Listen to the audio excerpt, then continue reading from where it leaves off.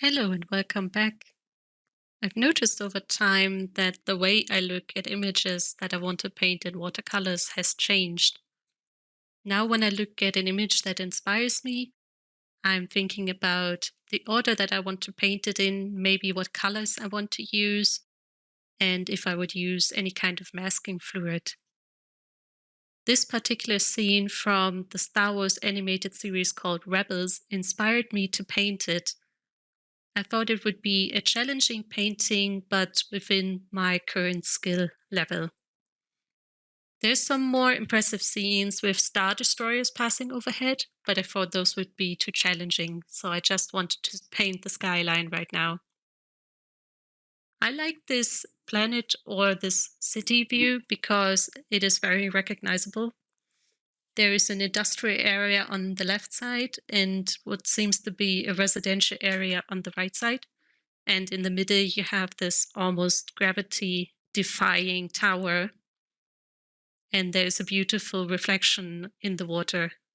So, as always, I started out with a sketch. It's a bit messy. Sorry about that. And after I was done with that, I noticed that I had some problems remembering which elements were in front or behind the main tower. So I color coded them on my sketch because I wanted to start out with the yellow and orange elements and then gradually work towards the red ones and dark red ones. Next, I transferred my sketch to my watercolor paper. Then I applied some masking fluid with a masking pen, and then I started painting.